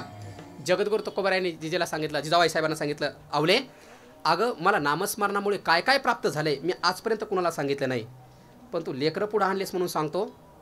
उद्या ज्या वेळेला तू भाकरी बांधशील आणि मला भाकरी घेऊन येशील ना देऊच्या बाहेर, त्यावेळेला मी कोणत्या डोंगरावर असतो हे मला माहीत नसतं, पण एक लक्षात ठेव, इंद्रायणीच्या पुढं तू आल्याच्या नंतर 3 डोंगराकडे 3 वाटा जातात. तिथं आल्याच्या नंतर वाटेला कान लावून बघ, आणि ज्या वाटेने मी गेलेलो असेल त्या वाटेची मातीसुद्धा विठ्ठल विठ्ठल म्हणत असेल. पहिल्यांदा जगद्गुरु तुकोबारायांनी गोपनीयता प्रगट केलेली आहे. म्हणजे तुकोबारायांनी एवढं नामस्मरण केलं की त्यांचे पाय लागलेली माती विठ्ठल विठ्ठल म्हणत होती. विठाला विठाला. आता महिला मंडळी तर जरा जास्त प्रमाणामध्ये बसलेल्या आहेत, त्यामुळे महाराज तुकाराम महाराज पुरुष होते म्हणून त्यांनी नामस्मरण एवढं केलं, म्हणून त्यांना देव प्राप्त झाला, म्हणून त्यांचे पाय लागलेली माती विठ्ठल विठ्ठल म्हणत होती. आम्ही बायका आहोत, आम्हाला जबाबदारी आहेत, आम्हाला भाकरी थापायच्यात, आम्हाला अमुक करायचं आहे, आम्हाला तमुक करायचं आहे. तुम्हाला काय पुरुषांना खाल्लं तर खाल्लं नाही तर बसले तिकडं गप्पा हाणत कुठे. किती वेळ तुम्हाला मिळतो नामस्मरण करण्याकरता? आम्हाला वेळच मिळत नाही, पुरुषांना वेळ मिळतो. पंढरपूरमध्ये एक माऊली होऊन गेली, तिचं नाव आहे जनाबाई, आणि स्वतंत्र नव्हती ती, दाशी होती नामदेव महाराजांची. पण माऊलीवर नीट कान उघडे ठेवून आहे का, तिने एवढं नामस्मरण केलं, एवढं की तिचा हात लागलेल्या गौऱ्या विठ्ठल विठ्ठल म्हणत होत्या. मग हात लागलेल्या गौऱ्या जर विठ्ठल विठ्ठल म्हणत होत्या तर तिच्या भाकरी का विठ्ठल विठ्ठल म्हणणार नाहीत? आणि एक लक्षात ठेवा, ज्या बाईचा नवरा लय हानीत असेल, लय दारू पित असेल, जिचे लेकरं बिघडलेले असतील पूर्ण, तिला एकमेव उपाय आहे, भाकरी बनवत असताना तिने जर विठ्ठल विठ्ठल जर नामस्मरण केलं आणि त्या भाकरी जर त्या लेकरांना त्या नवऱ्याला खाऊ घातल्या तर त्याच्यात सुधारणा झाल्याशिवाय राहणार नाही. विठाला विठाला. कशा करता सांगतो मी तुम्हाला. हे जनाबाई नावाची एक महिला आहे, पण एवढं नामस्मरण तिने केले की तिचा हात लागलेल्या गौऱ्या विठ्ठल विठ्ठल म्हणत होत्या. अर्जुन महाराज झोपलेले आहेत, पण त्यांच्या अंगावरले केस कृष्ण कृष्ण म्हणत होते. चोखोबराय मेले, त्यांच्या हाडात असे बुगा झाला, पण त्या हाडं सुद्धा त्यांचे विठ्ठल विठ्ठल म्हणत होते. एवढं नामस्मरण साधू संतांनी केलं. म्हणून जगद्गुरु तुकोबाराय म्हणतात, आम्ही नामस्मरण केल्यामुळे आमच्या चित्तामध्ये आम्हाला समाधान प्राप्त झालं. नामस्मरण केल्यामुळे सर्व सुख आलो, आम्हाला ब्रह्मसुख प्राप्त झालं. नामस्मरण केल्यामुळे जगद्गुरु तुकोबाराय म्हणतात, सर्व अलंकार भक्तीचे, प्रेमाचे, ज्ञानाचे अलंकार आम्हाला प्राप्त झाले. एवढंच नव्हे तर जगद्गुरु तुकोबाराय म्हणतात, या नामस्मरणामुळे घडलं तरी काय, असो ऐसा कोठे आठवची नाही. देहात असताना आम्ही विधी अवस्थेला प्राप्त झालो. अजून जगद्गुरु तुकोबाराय सांगतात, हे नामस्मरण केल्यामुळे आम्ही अग्निरूप झालो. आणि जसं अग्नीमध्ये ओलही टाकलं की जळतं आणि वाळलंही टाकलं की जळतं, तसं जगद्गुरु तुकोबाराय म्हणतात, नामस्मरण केल्यामुळे आम्हाला पापही लागत नाही आणि आम्हाला पुण्यही आता लागत नाही. कारण ज्याला समाधी अवस्था प्राप्त झाली त्याला पापही लागत नाही आणि त्याला पुण्यही लागत नाही. मग प्रश्न असा उत्पन्न होतो, समाधी तरी ज्ञानाने प्राप्त होते आणि नामस्मरण केल्याच्या नंतर समाधी प्राप्त होते का? ज्ञानोबाराय म्हणतात होते. माऊलीला प्रश्न विचारला, माऊली प्रमाण सांगा. उग गप्पा नाही हाणायच्या, पुरावा द्या. नामस्मरण केलं आणि समाधी प्राप्त झाली. ज्ञानोबाराय म्हणले, याचं त्याचं पुरावाच देत नाही मी, याचं त्याचं प्रमाण देत नाही, स्वतःचं प्रमाण सांगतो छाती ठोकपणे. काय? ज्ञानदेवा प्रमाण. हे जे प्रमाण तुमच्या पाठ आहे याचे 4 तुकडे करायचे, म्हणजे फाडून नाही करायचे. हे जे प्रमाण आहे याचे 4 तुकडे करा. बघा, ज्ञानदेवा प्रमाण 1, निवृत्ती देवी ज्ञान 2, समाधी संजीवन 3 आणि हरिपाठ 4. आता नीट ऐका. ज्ञानोबारायला विचारलं, माऊली नामस्मरण केल्याच्या नंतर समाधी प्राप्त होते? ज्ञानोबाराय म्हणले, हो. कशाने? हरिपाठ. हरी हरी हरी तुम्ही मनारे, तेने माया जाळ, आणि माया जाळ तुटलं की समाधी प्राप्त झाले. विठाला विठाला. माऊली म्हणतात, हरिपाठ प्रमाणात या आपल्या. ज्ञानोबाराय म्हणले, हरिपाठ केल्याच्या नंतर काय होते? समाधी. पण कोणती? कारण समाधीचे लय प्रकार आहेत. सविकल्प समाधी, निर्विकल्प समाधी, सबीज समाधी, निर्बीज समाधी, अशा काष्टा समाधी, असे समाधीचे प्रकार आहेत. माऊलीला विचारलं, माऊली नामस्मरण केल्याच्या नंतर कोणती समाधी प्राप्त होतो? माऊली म्हणले समाधी. पण कोणती? संजीवन. माऊलीची समाधी कोणती आहे? संजीवन समाधी आहे. पण कशाने प्राप्त झाली? हरिपाठ. हरिपाठ केल्यामुळे ज्ञानोबा म्हणतात समाधी संजीवन प्राप्त होते. पण माऊली हरिपाठ केल्याच्या नंतर संजीवन समाधी प्राप्त होते. प्रमाण? ज्ञानदेवा प्रमाण. स्वतः मी प्रमाण आहे. 750 वर्ष झालेत मी समाधीमध्ये बसत आहे. एवढे वर्ष झालेत हरिपाठ केल्यामुळे. हरिपाठाने तर मला हे प्राप्त झालं. पण माऊली हरिपाठ केल्याच्या नंतर संजीवन समाधी प्राप्त होते.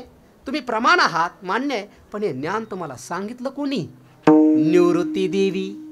ज्ञान ज्ञानदेव पुसे निवृत्तीशी चाड गगनावनी वाढ नाम आहे. किंवा ज्ञानोबराचं अजून एक प्रमाण सांगतो. हे ज्ञान आम्हाला ज्ञानोबरा म्हणतात आमच्या श्री गुरुने दिलं. निवृत्तीने दिधले माझ्या हाती विठाला विठाला विठ्ठल म्हणजे नामस्मरण केल्याच्या नंतर संजीवन समाधी प्राप्त होते. हे ज्ञान आम्हाला निवृत्तीनाथ महाराजांनी दिलं आणि त्याच्याकरता स्वतंत्र मी प्रमाण आहे. म्हणून तुम्हाला जर समाधी प्राप्त करून घ्यायची असेल तर नामस्मरण करा. तुम्हाला जर पाप जाळायचे असतील तर नामस्मरण करा. तुम्हाला चारी मुक्त्या प्राप्त करून घ्यायच्या असेल तर नामस्मरण करा. कुळाचा उद्धार प्राप्त करून घ्यायचा असेल तर नामस्मरण करा. सगळा देह पवित्र करायचा असेल तरी नामस्मरण करा. अनेक फळं हरिपाठामध्ये सांगितले. आणि या अभंगामध्ये जगद्गुरु तुकोबाराय म्हणतात समाधान पाहिजे नामस्मरण आणि हरिकथा करा. ब्रह्मज्ञान सर्वसुख पाहिजे नामस्मरण आणि हरिकथा करा. चित्तामध्ये तुम्हाला सर्व अलंकार धारण करायचे असतील नामस्मरण आणि हरिकथा करा. सर्व सुकल्य आलो सर्व अलंकार आनंदामध्ये राहायचं असेल नामस्मरण करा. निर्भय व्हायचं असेल नामस्मरण करा. आणि जीवनमुक्ती जर प्राप्त करून घ्यायची असेल तरी नामस्मरण करा. आणि पाप पुण्य तुम्हाला लागू द्यायचं नसेल तर नामस्मरण करा. एवढी मोठी फळं नामस्मरणाने सांगितली. आणि एवढं ऐकून जर तुम्ही नामस्मरण केल्या नाही, करंटे कपाळ ज्याचे नाम नये वाचे, एवढं ऐकून जरी एखाद्या व्यक्तीने नामस्मरणाला प्रारंभ केला नाही तर जगद्गुरु तुकोबाराय सांगतात त्याच्यासारखा करंट्या कपाळाचा दुसरा कोणी नाही. आणि एवढं सांगून जर नामस्मरण केलं नाही, एवढं महत्त्व सांगूनही, तर एकनाथ महाराजांनी सांगितलं नालायका, तुला जन्माला घालत असताना तुला नामस्मरणाचं एवढं महत्त्व सांगितलं तरी तू नामस्मरण करत नाही. तुला जन्माला घालत असताना तुझी माय काय भूताकडे गेली होती का रे? काय माये गेली होती भूतापासी हरी नये मुखासी आरे मूढा. हे मूढ मनुष्या, हे मूर्खा, ज्ञानोबरायांनी हरिपाठामध्ये किती फळं सांगितले बघ ना. जगद्गुरु तुकोबारायांनी या अभंगामध्ये किती फळं सांगितले बघ ना. आणि एवढं कळून जर तू नामस्मरण करत नसेल तर तुझ्यासारख्या करांट्या कापळाचा या जगात दुसरा कोणी नाही. विठाला विठाला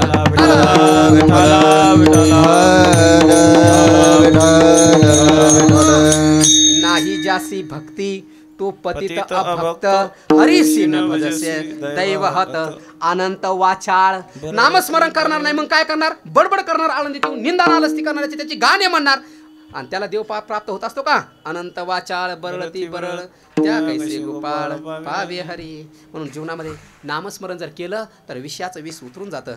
नामस्मरण केलं जीवनमुक्त अवस्था प्राप्त होते. नामस्मरण केलं सर्व सुख तुम्हाला प्राप्त होतं. म्हणून जगातले सर्वात मोठं जर कोण असेल जगात, नीट ऐका, 5 भूत आहेत. म्हणजे आमुषा पौर्णिमेला नाचणारे नाही, कान एकाग्र करून ऐका. पृथ्वी एक भूत आहे, जल एक भूत आहे, अग्नी एक भूत आहे, वायू एक भूत आहे, आकाश एक भूत आहे. किती झाले? 5. विज्ञान जर शिकला असताल तर पृथ्वी मोठी का पाणी मोठं रे? पोराय हो, पृथ्वी मोठी का पाणी मोठं आहे? पृथ्वी किती टक्के आहे? पृथ्वी किती टक्के आहे आणि पाणी किती टक्के आहे? 75% पाणी आणि पृथ्वी 25%. बरं, मला असं वाटतं 29% पृथ्वी आहे आणि 71% पाणी आहे. कदाचित तुमचंही बरोबर असेल किंवा माझं बरोबर असेल, पण मला असं वाटतं. म्हणजे पृथ्वीपेक्षा पाणी मोठं आहे की नाही? पण पाण्यापेक्षा अग्नी मोठा आहे. कारण समुद्रामध्ये वडवानळ नावाचा अग्नी राहतो. नीट ऐका, पृथ्वीपेक्षा पाणी मोठं, पाण्यापेक्षा अग्नी मोठा, अग्नीपेक्षा वायू मोठा आणि वायूपेक्षा आकाश, आणि आकाशापेक्षा मोठं कोण आहे? गगनावनी वाढ.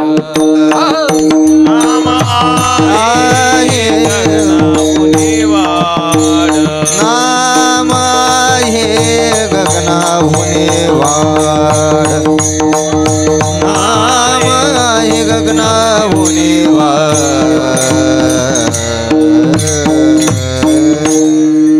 ध्यानावर आहेत ना तुम्ही? जर तुम्ही खराचं कीर्तन ऐकलं, जर मनाव घेतलं ना, तर याच जीवनात तुम्हाला जीवनमुक्ती प्राप्त होईल.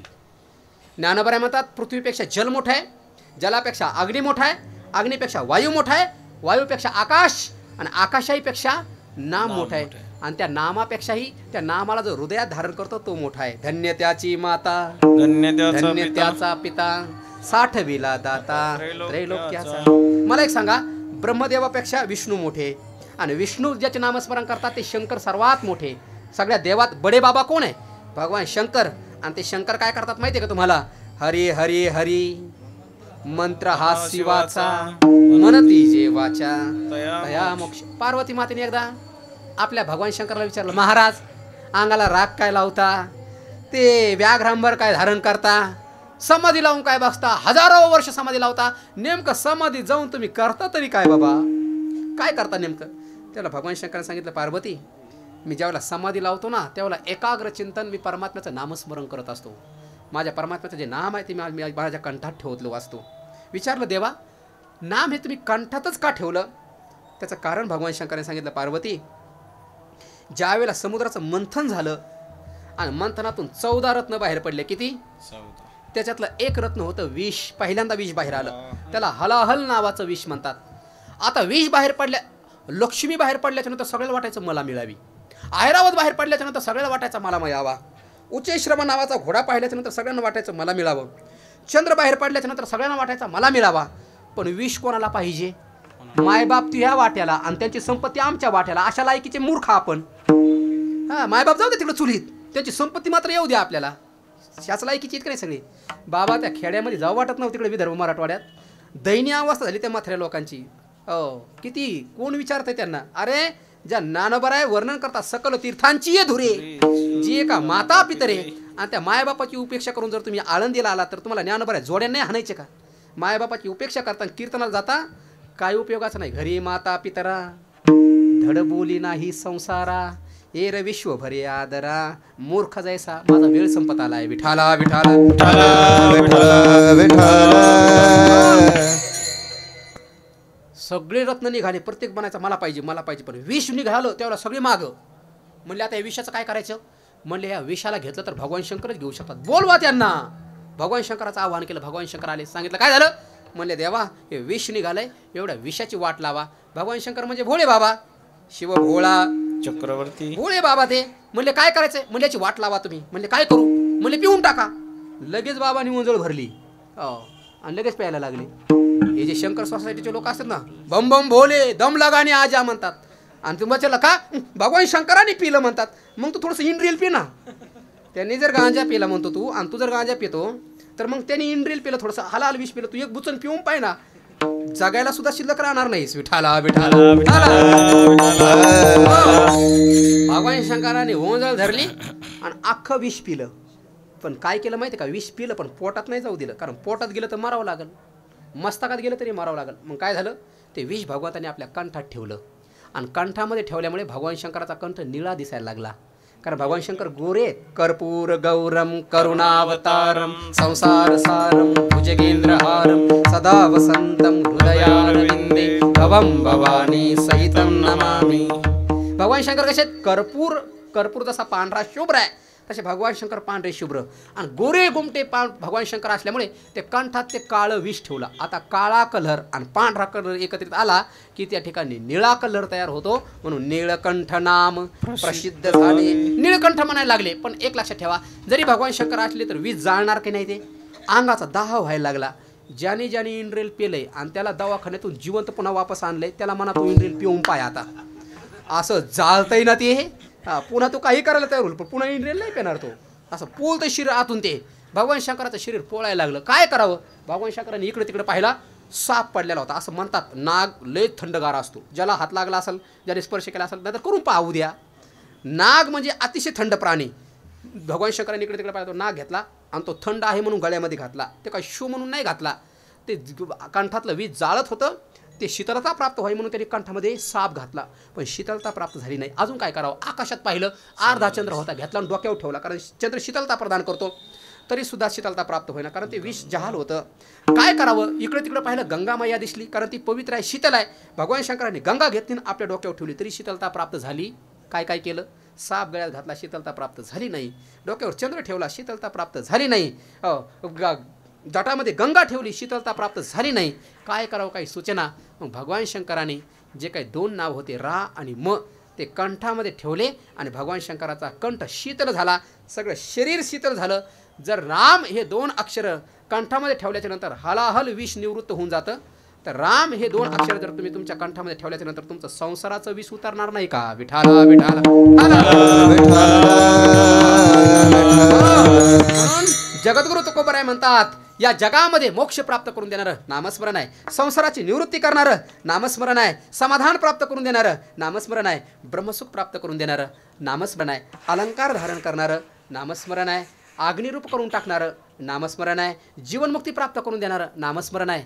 एवढं नामस्मरण जो जीवनामध्ये करतो त्याच्यासारखा भाग्यवान या जगात दुसरा कोणी नाही. विठोबा रखुमाई विठोबा रखुमाई जय जय विठोबा रखुमाई विठोबा रखुमाई विठोबा रखुमाई जय जय विठोबा रखुमाई विठोबा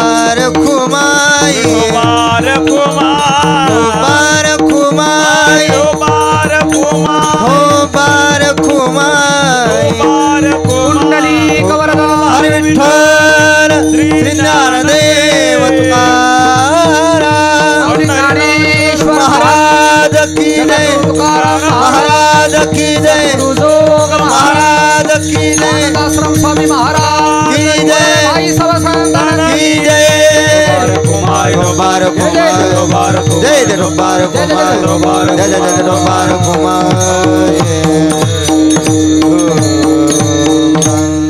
सदा नाम घोष करू हरि कथा तेने सदा चित्ता समाधान सर्व सुख ल्यालो सर्व अलंकार आनंदे निर्भर डुल्लत सो.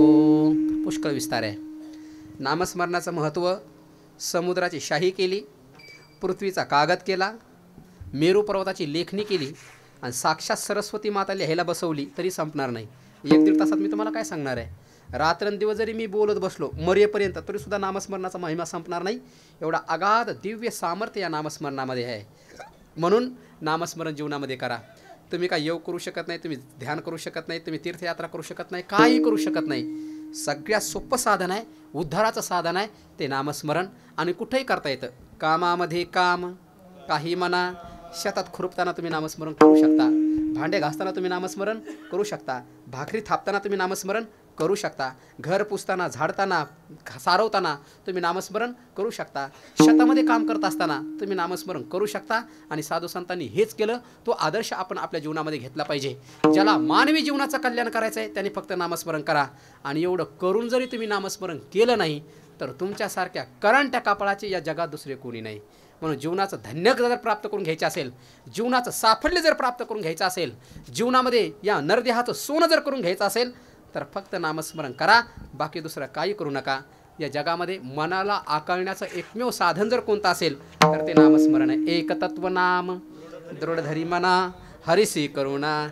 कसं आहे ते नाम? ते नाम सोपे रे रामकृष्ण गोविंद वाचेशी सदगद जपियाधी. पुढं नामा परते तत्व नाही रे अन्यथा वाया अनेक पंथा जाशील जनी. पण कसं जपायचं? ज्ञानदेवा मौन जपमाळ अंतरी धरोनी जपे सदा. आता मला सांगा, हे कोणी सांगितलं? ज्ञानोबरायने. जर ज्ञानोबरायच्या गावाला येऊन जर तुम्ही ज्ञानोबरायचं ऐकलं नाही तर ज्ञानोबराय तुमच्यावर प्रेम करतील का? नाही. तुमच्या पोराने जर तुमचं ऐकलं नाही तर तुम्ही तुमच्या पोरावरती प्रेम कराल का?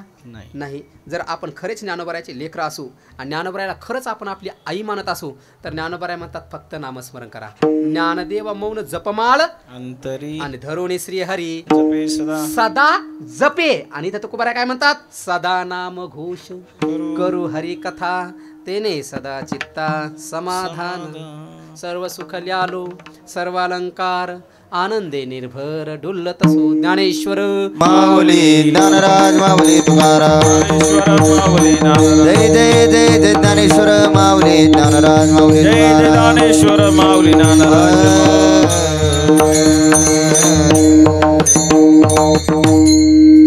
परमपूजनीय आदरणीय आमचे ज्येष्ठ गुरुबंधू हरिभक्तपरायण रामदासजी महाराज सरकटे बाबा, ते माझ्यापेक्षा वयाने मोठे आहेत, माझ्यापेक्षा ते ज्ञानाने मोठे आहेत, सर्वच बाबतीमध्ये मोठे आहेत. आणि बाबांनी मला आज्ञा केली की सेवा करावी लागेल. नारदाच्या गादीहून सांगतो प्रामाणिकपणे टाळलं मी. म्हणलं मनातून असं वाटायचं नाही करावं कीर्तन, कारण खरं सांगतो रोज कीर्तन करतोय रोज. आणि आत्ता पुन्हा एक भैरवनाथ मंदिरामध्ये कार्यक्रम करून आलो आणि बाबाच्या दर्शनाला गेलो. तिथं इमा आत्मी बसलेलीच होती. मला काय माहिती याचा सप्ताह इकडं चालू आहे, इथं बाबाचं कीर्तन आहे म्हणून. नाहीतर मी बाजूला तिकडूच कलटी आणली असती. पण गेल्यावर मला कळालं की हे बाबाकडे कीर्तनाकरता बाबाला नेण्याकरता आले. तर मला माहीत होतं बाबाला ताप आला, आता बाबा मला सापडलं म्हणजे मलाच पाठवून देणार आहेत. म्हणून मी यांना खुडवलं, म्हणलं आता मला जाऊ द्या बाहेर. पण योगायोग भोग्य ते त्रिशुद्धी न चुके असं म्हणलं आहे. म्हणून बाबांच्या कृपेने, सरकटे बाबांच्या कृपा आशीर्वादाने या ठिकाणी येऊन या अभंगावरती चिंतन करण्याचा योग आला. खरं सांगू, जर संत जर मित्र असतील तर इच्छा नसतानाही परमार्थ होतो. त्याचं उत्तम उदाहरण मी आहे. माझी इच्छा नव्हती कीर्तन करण्याची, पण असे मित्र जर जीवनामध्ये असतील तर इच्छा नसताना सुद्धा कीर्तन करावं लागतं आणि सहज पुण्य, सहज परमार्थ घडून जातो. सहज नामस्मरणाचं महत्त्व अंतकरणातून बाहेर पडून जातं. म्हणून बाबाच्या कृपा आशीर्वादाने या ठिकाणी आलो. तुम्हा सर्व श्रोते मायबापांचं दर्शन झालं. 1-1.5 तास तुम्ही माझी बडबड ऐकून घेतलीत, त्याबद्दल तुम्हा सर्वांचे आभार व्यक्त करतो. बाबाच्या संस्थेतील ही छोटी छोटी महाराज मंडळी या ठिकाणी उपस्थित आहेत. यांच्या सहकार्याने ही सेवा झाली. यूट्यूब चॅनलवाले ऑनलाईनच्या माध्यमातून जिथे कुठे लोक असतील त्यांच्यापर्यंत हे ज्ञान पोहोचवत आहेत. आणि खरं सांगू का, आत्ता कीर्तनाच्या माध्यमातून तत्त्वज्ञानाच्या गप्पा मारून काही उपयोग नाही. वैराग्याच्याही गप्पा मारून आणि सासूसुनाच्या गप्पा ऐकून तर तुमचे कानं बोर झाले असतील. जगामध्ये आता उद्धाराचं साधन एकमेव आहे ते नामस्मरण. म्हणून होईल तेवढं लोकांच्या समोर नामस्मरणाचं महत्त्व सांगितलं पाहिजे. लोकांना नामस्मरणाकरता प्रवृत्त केलं पाहिजे. एवढाच एकमेव उपाय कलियुगामध्ये राहिलेला आहे. म्हणून बाबांच्या कृपेने या नामस्मरणापर अभंग घेऊन थोडंसं चिंतन नामाचं तुमच्यासमोर मांडण्याचा प्रयत्न केला. आमचे रामदास बाबा, त्यांचा कायम प्रयत्न असतो की खेड्यापाड्यातल्या लोकांपर्यंत खरे कीर्तन गेले पाहिजे. म्हणून ते बऱ्याच वेळेला आम्हाला तिकडे येऊन घेऊन येण्याचा प्रयत्न करतात. पण इथून ते 400 किलोमीटर गावं पडतात आणि जायला 8 तास, यायला 8 तास, शरीराची खिळखिळ होऊन जाते. म्हणून आम्ही तिकडे येण्याचं टाळतो.